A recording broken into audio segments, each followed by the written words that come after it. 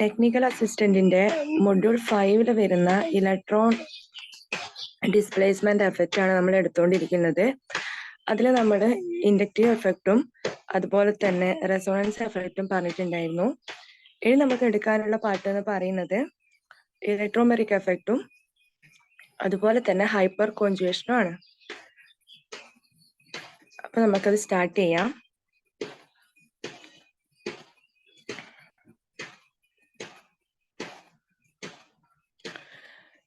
Electromeric effect പറയുന്നതിന് മുമ്പേ എന്താ ഇലക്ട്രോഫൈൽ, ന്യൂക്ലിയോഫൈൽ എന്നൊക്കെ പറയേണ്ടതുണ്ട്. സോ അതിന്റെ ഒരു ക്ലാസ്സും ഞാൻ എടുത്തിട്ടുണ്ടായിരുന്നു.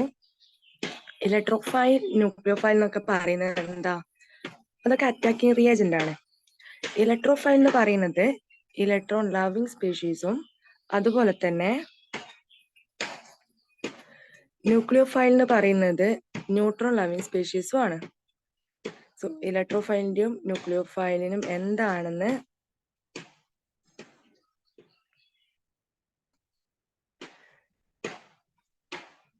ഇവിടെ കൊടുത്തിട്ടുണ്ട്. Positively charged or neutral but electron deficient atom or group of atom is called electrophile. Electrophile എന്ന് വെച്ചാൽ എന്താ? പോസിറ്റീവ്ലി ചാർജ്ഡ് ആയിരിക്കും അല്ലെങ്കിൽ ന്യൂട്രൽ ആയിരിക്കും, but electron deficient atom or group of atom ആണ് ഇലക്ട്രോഫൈൽ. ഓക്കെ, അതായത് പോസിറ്റീവ് ചാർജ്ഡ് ആവാം അല്ലെങ്കിൽ ഇലക്ട്രോൺ ഡെഫിഷ്യന്റ് ആറ്റം അല്ലെങ്കിൽ ഗ്രൂപ്പ് ഓഫ് ആറ്റം ആവാം. അതിന് എക്സാമ്പിൾസ് ഇവിടെ കൊടുത്തിട്ടുണ്ട്. ഇലക്ട്രോൺ ഡെഫിഷ്യന്റ് ആയിട്ടുള്ളത് BF3, AlCl3, SO3, FeCl3 etc. And positively charged സ്പീഷീസിന് നമ്മൾ ഇലക്ട്രോഫൈൽ എന്ന് പറയും. ഓക്കെ, ഇനി എന്താ ന്യൂക്ലിയോഫൈൽ? ന്യൂക്ലിയോഫൈൽ എന്ന് വെച്ചാൽ നെഗറ്റീവ്ലി ചാർജ്ഡ് ആയിരിക്കും അല്ലെങ്കിൽ ആറ്റം അല്ലെങ്കിൽ ഗ്രൂപ്പ് ഓഫ് ആറ്റത്തിൽ extra lone pair of electrons ഉണ്ടാകും. ഇലക്ട്രോൺ റിച്ച് സ്പീഷീസിനെ നമ്മൾ ന്യൂക്ലിയോഫൈലിന് പറയാം. അല്ലെങ്കിൽ നെഗറ്റീവ്ലി ചാർജ്ഡ് സ്പീഷീസിനും എന്ത് പറയും? ന്യൂക്ലിയോഫൈൽ എന്ന് പറയും. ഈ കാര്യങ്ങളൊക്കെ നമ്മൾ കഴിഞ്ഞ ക്ലാസ്സിൽ എടുത്തതാണ്, ഡീറ്റെയിൽ ആയിട്ട് ഡിസ്കസ് ചെയ്തതാണ് കേട്ടോ. ഇലക്ട്രോഫൈലിന്റെയും ന്യൂക്ലിയോഫൈലിന്റെയും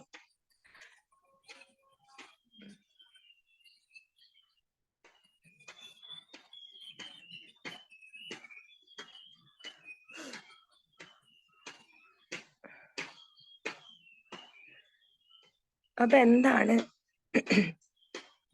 ഇലക്ട്രോമെറിക് എഫക്റ്റ് നോക്കാം. ഇലക്ട്രോമെറിക് എഫക്റ്റ് നടക്കുന്നത് അൺസാച്ചുറേറ്റഡ് കോമ്പൗണ്ടിലായിരിക്കും കേട്ടോ. അതായത് ഡബിൾ ബോണ്ട് ഉള്ള കോമ്പൗണ്ടിലായിരിക്കും ഇലക്ട്രോമെറിക് എഫക്റ്റ് നടക്കുന്നത്.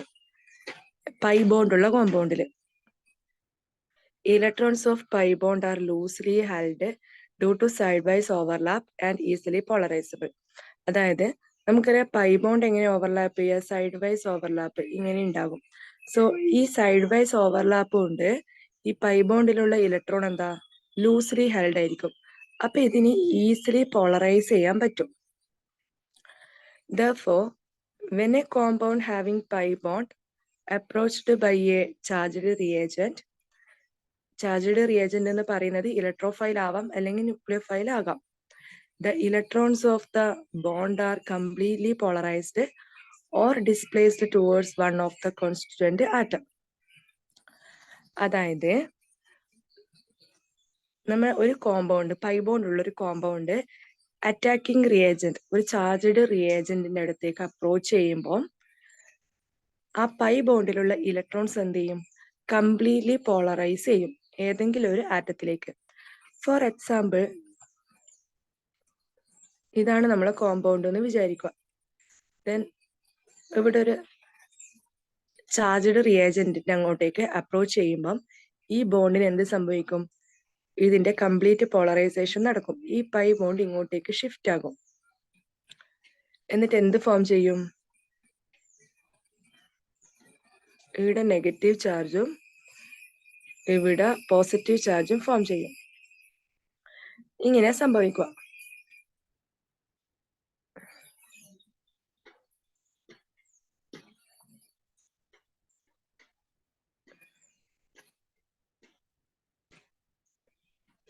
ഈ ഇലക്ട്രോമെറിക് എഫക്ട് എന്ന് പറയുന്നത് എന്താ? ടെമ്പററി എഫക്റ്റ് ആണ് കേട്ടോ. And it operate in unsaturated compounds only. അപ്പോ പൈ ബോണ്ട്സ് ഉള്ള കോമ്പൗണ്ടിൽ മാത്രമേ ഇലക്ട്രോമെറിക് എഫക്ട് ആപ്ലിക്കബിൾ ആയിട്ടുള്ളൂ. ആൻഡ് ഓൾസോ അത് ടെമ്പററി എഫക്റ്റ് ആണ്.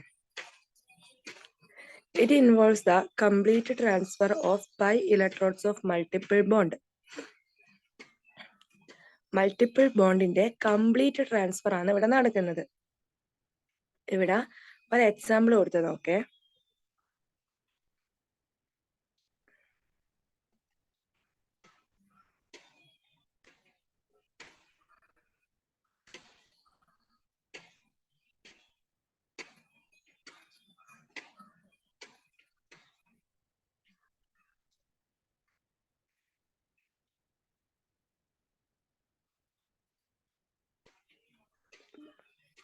ഇവിടെ ഒരു പൈ ബോണ്ട് ഉള്ളൊരു കോമ്പൗണ്ട് ഉണ്ട്. H+ എന്ന് പറയുന്ന ഒരു അറ്റാക്കിംഗ് റിയേജന്റ് അപ്രോച്ച് ചെയ്യലാണ്. അപ്പൊ എന്താ ഇവിടെ സംഭവിക്കും നോക്കാം നമുക്ക്. ഈ പൈ ബോണ്ട് ഇങ്ങോട്ടേക്ക് ഷിഫ്റ്റ് ചെയ്യും. എന്നിട്ട് എന്ത് സംഭവിക്കും? ഇവിടെ നെഗറ്റീവ് ചാർജും ഇവിടെ പോസിറ്റീവ് ചാർജും ഡെവലപ്പ് ചെയ്യില്ലേ? അപ്പൊ ഈ H+ എവിടത്തേക്ക് പോയിട്ട് അറ്റാക്ക് ചെയ്യും? ഈ നെഗറ്റീവ് ചാർജിന്റെ എവിടത്തേക്ക് പോയിട്ട് അറ്റാക്ക് ചെയ്യും. അപ്പൊ ഇങ്ങനെ നമുക്കൊരു കോമ്പൗണ്ട് കിട്ടും. ഓക്കെ.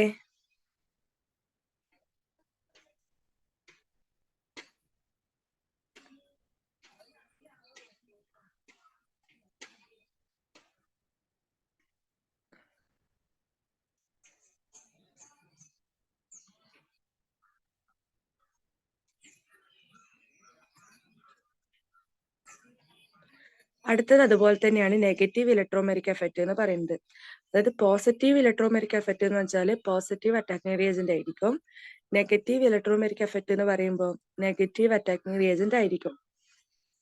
ഇവിടെ നെഗറ്റീവ് അറ്റാക്കിംഗ് റിയേജന്റ് ഏതാ? Cn- ആണ് പറയുന്നത്. അപ്പൊ ഒരു അൺസാച്ചുറേറ്റഡ് കോമ്പൗണ്ട് അത് Cn- ആയിട്ട് റിയാക്ട് ചെയ്തിട്ട് എന്ത് കോമ്പൗണ്ട് ഫോം ചെയ്യും? ബോണ്ടിന്റെ ഷിഫ്റ്റ് അവിടെ നടക്കുന്നുണ്ട്. നമുക്ക് നോക്കിയാൽ മനസ്സിലാവും ബോണ്ടിന്റെ ഷിഫ്റ്റ് നടക്കുന്നുണ്ട് റൈറ്റ് സൈഡിലേക്ക്. എന്നിട്ട് റൈറ്റ് സൈഡിൽ നെഗറ്റീവ് ചാർജും ലെഫ്റ്റ് സൈഡിൽ പോസിറ്റീവ് ചാർജും വരും. Cn- എന്ന് പറയുന്നത് നെഗറ്റീവ് ചാർജ് അല്ലേ? അത് എവിടത്തേക്കാ പോയിട്ട് അറ്റാക്ക് ചെയ്യുക? പോസിറ്റീവ്ലി ചാർജഡ് കാർബൺ ആറ്റത്തിലേക്ക് അറ്റാക്ക് ചെയ്യും. അപ്പൊ നമുക്ക് ഇതുപോലത്തെ ഒരു പ്രൊഡക്റ്റ് കിട്ടും.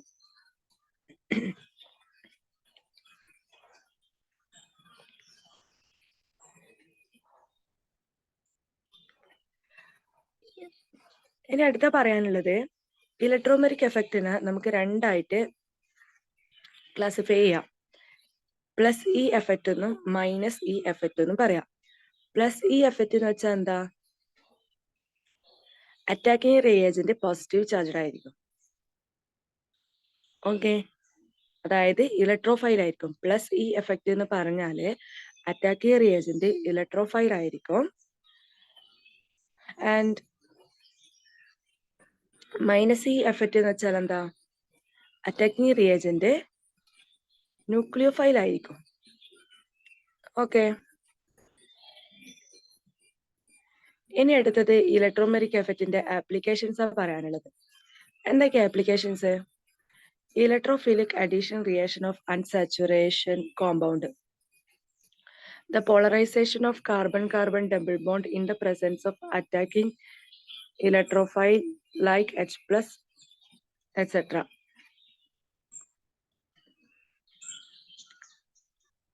Electrophilic addition involving plus E effect.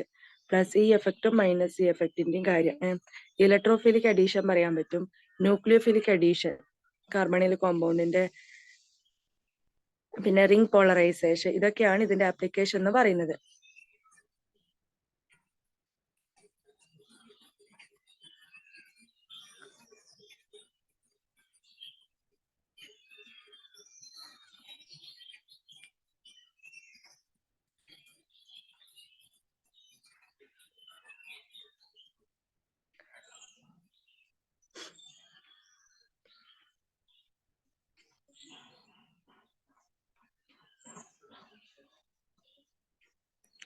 ഇനി അടുത്തത് പറയാനുള്ളത് ഇൻഡക്റ്റീവ് എഫക്റ്റിന്റെയും അതുപോലെ തന്നെ ഇലക്ട്രോമെറിക് എഫക്റ്റിന്റെയും കാര്യങ്ങളാണ്. രണ്ടിനെയും കമ്പയർ ചെയ്ത് പറയുന്നത് കേട്ടോ. ഇത് inductive effect and electromeric effect.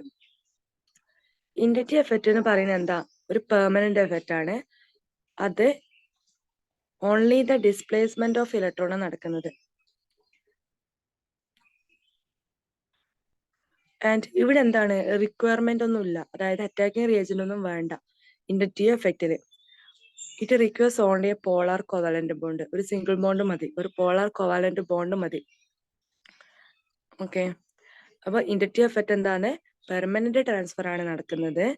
പിന്നെ ഡിസ്പ്ലേസ്മെന്റ് ഓഫ് ഇലക്ട്രോൺ ആണ് അവിടെ ഉണ്ടാകുന്നത്. പിന്നെ വേറെന്താ പറഞ്ഞത്? അറ്റാക്കിംഗ് റിയേജന്റിന്റെ ഒന്നും ആവശ്യം ഇവിടെ ഇല്ല. ഓൺലി പോളാർ കോവാലന്റ് ബോണ്ടിലാണ് ഈ ഒരു ഇൻഡക്റ്റീവ് എഫക്റ്റ് നടക്കുന്നത്. ഇലക്ട്രോമെറിക് എഫക്റ്റോ? ഇലക്ട്രോമെറിക് എഫക്റ്റ് ടെമ്പററി എഫക്റ്റ് ആണ്, involving complete transfer of pi electron. അതായത് പൈ ഇലക്ട്രോണിന്റെ കംപ്ലീറ്റ് ട്രാൻസ്ഫർ അവിടെ നടക്കുന്നുണ്ട്. അൺസാച്ചുറേറ്റഡ് കോമ്പൗണ്ടിലാണ് ഇലക്ട്രോമെറിക് എഫക്റ്റ് നടക്കുക.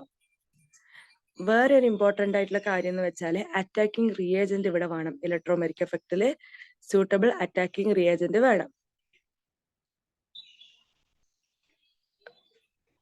This effect is shown only by compound containing one or more multiple bond. One or more multiple bond ഉള്ള compounds ആണ് ഈ electromeric effect show ചെയ്യുന്നത്. Okay അല്ലേ?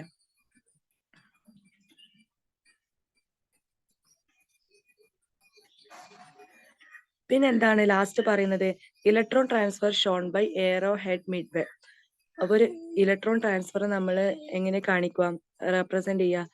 ഒരു മിഡ്വേയില് ഒരു എയറോ ഹെഡ് വെച്ചിട്ടാണ് നമ്മൾ റെപ്രസെന്റ് ചെയ്യുക. ആൻഡ് ഇലക്ട്രോമെറിക് എഫക്റ്റിലോ ഒരു കേർവ്ഡ് എയറോ വെച്ചിട്ടാണ് ഇലക്ട്രോൺ ട്രാൻസ്ഫർ റെപ്രസെന്റ് ചെയ്യുക.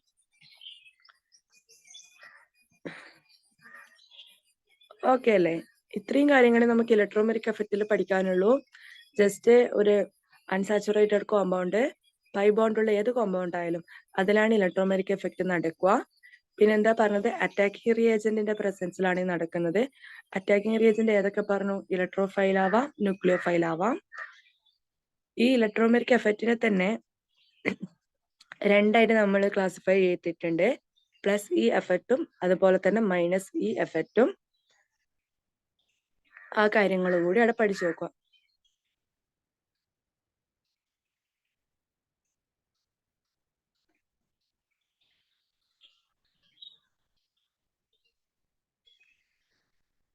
അപ്പൊ ഇലക്ട്രോമെറിക് എഫക്റ്റ് നമ്മൾ എടുത്തു. ഇനി അടുത്ത് നമുക്ക് പറയാനുള്ളത് ഏതാ? Hyper conjugation.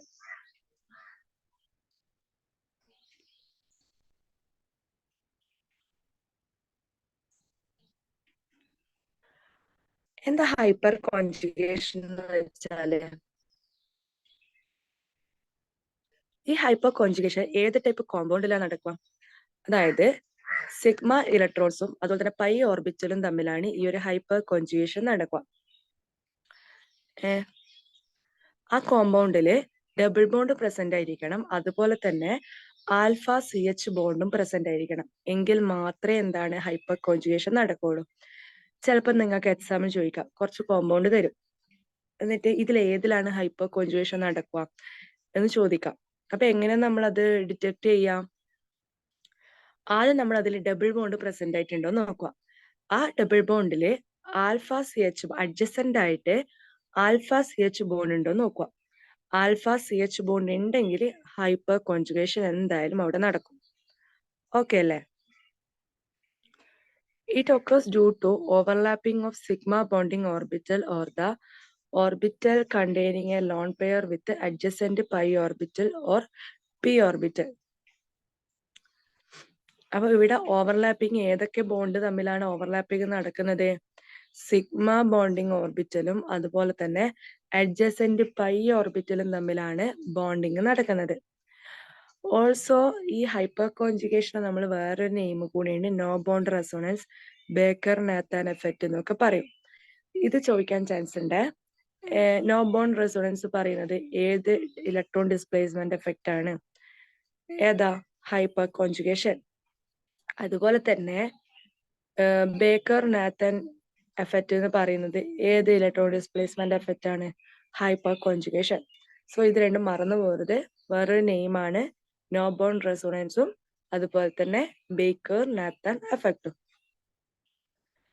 ഇനി അടുത്തത് there must be an alpha CH group or lone pair on atom adjacent to sp2 hybrid or other atom like nitrogen, oxygen, etc.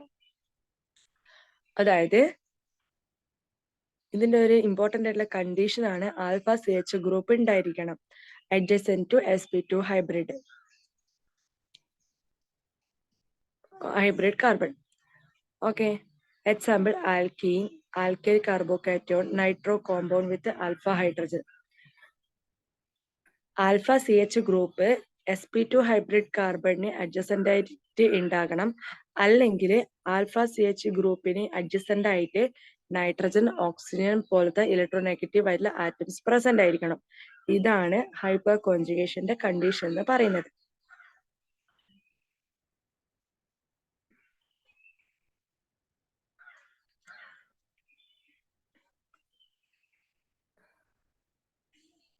ഇവിടെ ഒരു പിക്ചർ കാണിച്ചിട്ടുണ്ട്, ഇത് നോക്കേ. ഈ ഒരു കോമ്പൗണ്ടില് ഹൈപ്പർ കോൺജുഗേഷൻ നടക്കില്ല. കാരണം എന്താ? നമ്മുടെ CC ഡബിൾ ബോണ്ട് ആണ് ഇത്. ഇതാണ് CC ഡബിൾ ബോണ്ട്. ഇതില് ആൽഫ CH ബോണ്ട് ഉണ്ടോ നോക്കിയേ. ഇവിടെ ആൽഫ കാർബൺ ഉണ്ട്. ഇതാണ് ആൽഫ കാർബൺ എന്ന് പറയുന്നത്. ബട്ട് ഈ ആൽഫ കാർബണിൽ CH ബോണ്ട് ഉണ്ടോ? ആൽഫ CH ബോണ്ട് ഉണ്ടോ? ഇല്ലല്ലോ. 3 CH3 ബോണ്ടല്ലേ പ്രസന്റ് ആയിട്ടുള്ളത്. അതുകൊണ്ട് തന്നെ ഇതിലെന്താണ്? ആൽഫ CH ബോണ്ട് പ്രസന്റ് ആയിട്ടില്ല. അതുകൊണ്ട് ഇവിടെ ഹൈപ്പർ കോൺജുഗേഷൻ നടക്കില്ല. ഓക്കെ,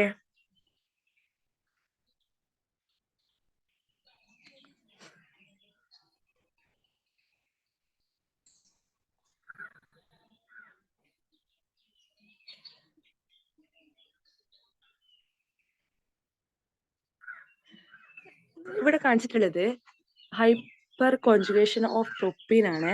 പ്രൊപ്പീൻ നമുക്ക് എങ്ങനെ റെപ്രസെന്റ് ചെയ്യാം?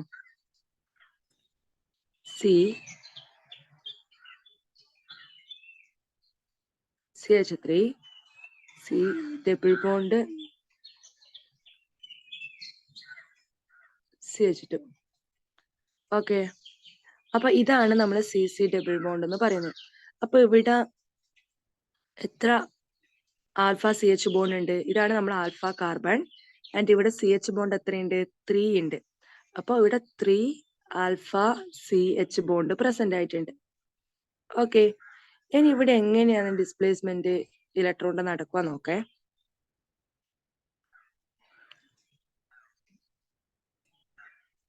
ആദ്യം ഈ ഡബിൾ ബോണ്ട് ഇങ്ങോട്ടേക്ക് ഷിഫ്റ്റ് ആകും.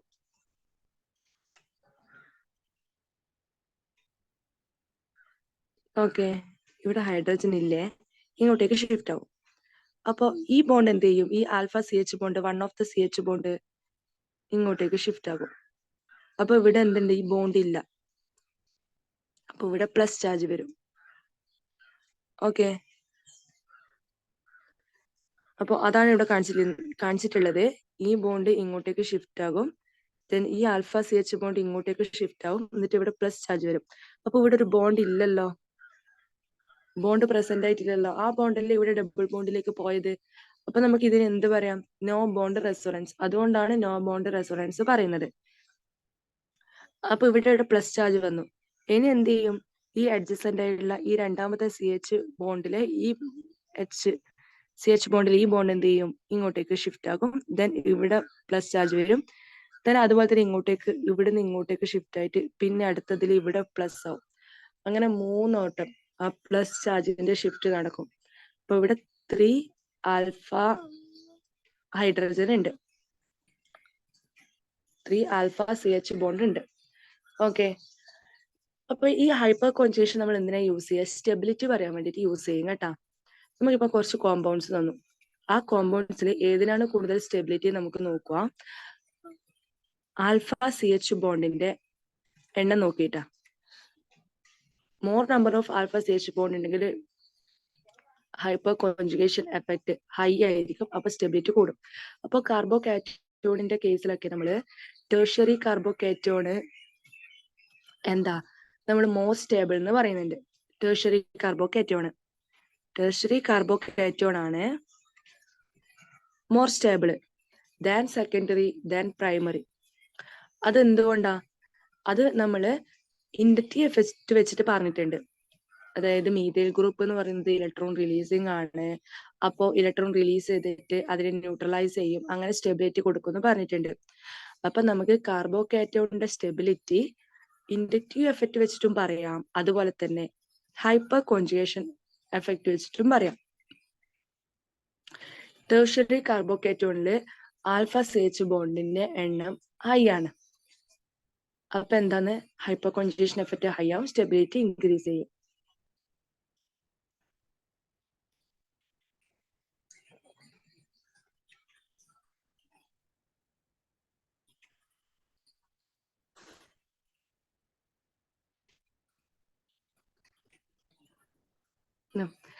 അതാണ് ഇവിടെ കൊടുത്തിട്ടുള്ളത്. സ്റ്റെബിലിറ്റി ഓഫ് കാർബോക്കേറ്റോൺ, ഇതാണ് നമ്മുടെ ടെർഷ്യറി കാർബോക്കേറ്റോൺ. ടെർഷ്യറി കാർബോക്കേറ്റോൺ, ഈ ടെർഷ്യറി കാർബോക്കേറ്റോണില് ആൽഫ CH ബോണ്ട് എത്ര എണ്ണം ഉണ്ട്? ഇവിടെ 3 ആൻഡ് ഇവിടെ 3, ഇവിടെ 3, 9 ആൽഫ CH ബോണ്ട് ഉണ്ട്. 9. ഇവിടെ എത്രയുണ്ട്? 6. ഇവിടെ എത്രയുണ്ട്? 3. ഇവിടെ ഇല്ല. ഈ മീഥൈൽ ഗ്രൂപ്പിൽ എന്തില്ല? ആൽഫ CH ബോണ്ട് ഇല്ല. അപ്പോ CH ബോണ്ടിന്റെ ആൽഫ CH ബോണ്ടിന്റെ എണ്ണം കൂടുന്നതിനനുസരിച്ച് സ്റ്റെബിലിറ്റി കൂടും. അതാണ് ഹൈപ്പർ കോൺജുഗേഷന്റെ ആപ്ലിക്കേഷൻ എന്ന് പറയുന്നത്, സ്റ്റെബിലിറ്റി ഓഫ് കാർബോക്കേറ്റോൺ.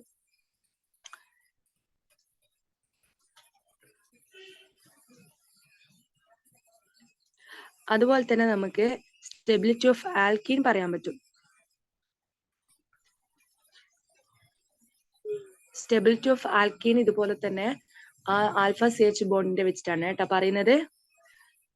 നമ്മൾ ഹൈപ്പർ കോൺജുഗേഷൻ എഫക്റ്റ് ഒക്കെ പറയുന്നത് ആൽഫ CH ബോണ്ടിന്റെ എണ്ണം വെച്ചിട്ടാണ്. Number of alpha CH bond increase ചെയ്യുമ്പോൾ ഹൈപ്പർ കോൺജുഗേഷൻ ഇൻക്രീസ് ചെയ്യും, സ്റ്റെബിലിറ്റി ഇൻക്രീസ് ചെയ്യും.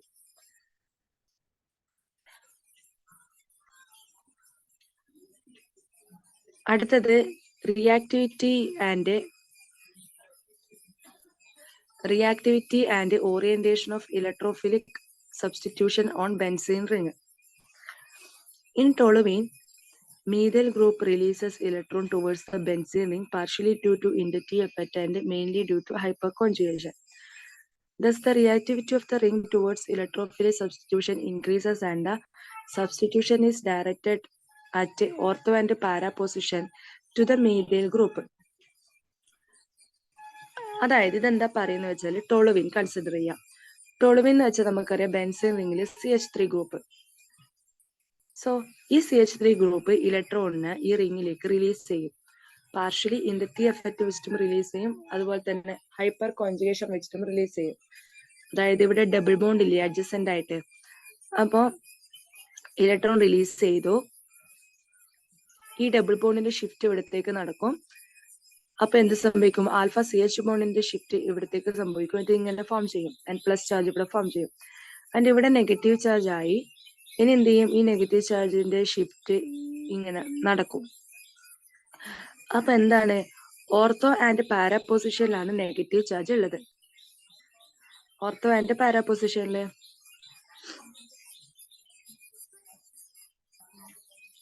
അപ്പോ ഇലക്ട്രോഫിലിക് സബ്സ്റ്റിറ്റ്യൂഷൻ റിയേഷൻ ഏതൊക്കെ പൊസിഷനിലാണ് നടക്കുക?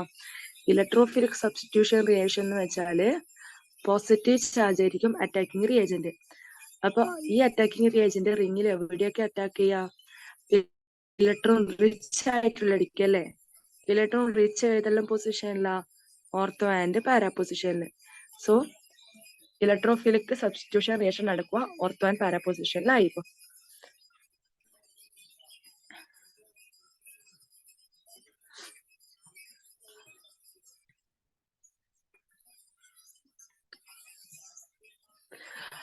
അപ്പൊ ഇത്രയും കാര്യങ്ങളാണ് നമുക്ക് ഇലക്ട്രോൺ ഡിസ്പ്ലേസ്മെന്റ് എഫക്റ്റിൽ പറയാനുള്ളത്.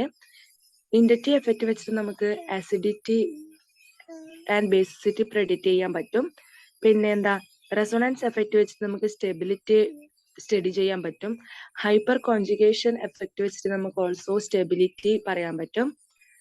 ഓക്കെ, ഇത്രയൊക്കെ കാര്യങ്ങളാണ് നമ്മൾ പഠിച്ചത്. ഇനി ഇവിടെ കുറെ ക്വസ്റ്റ്യൻസ് ഉണ്ട് ഇതുമായിട്ട് റിലേറ്റ് ആയിട്ടുള്ള, അത് നിങ്ങൾ വർക്ക്ഔട്ട് ചെയ്ത് നോക്കുക. സിമ്പിൾ ആയിട്ടുള്ള ക്വസ്റ്റ്യൻസ് ആണ്. ഇപ്പൊ നമ്മൾ പഠിച്ച കാര്യങ്ങളൊക്കെ കുറച്ചും കൂടി തെറവായിട്ട് പഠിച്ചു കഴിഞ്ഞാൽ നമുക്ക് കിട്ടുന്നതാണ് ക്വസ്റ്റ്യന്റെ ആൻസേഴ്സ്. സോ അത് വർക്ക്ഔട്ട് ചെയ്ത് നോക്കുക കേട്ടോ.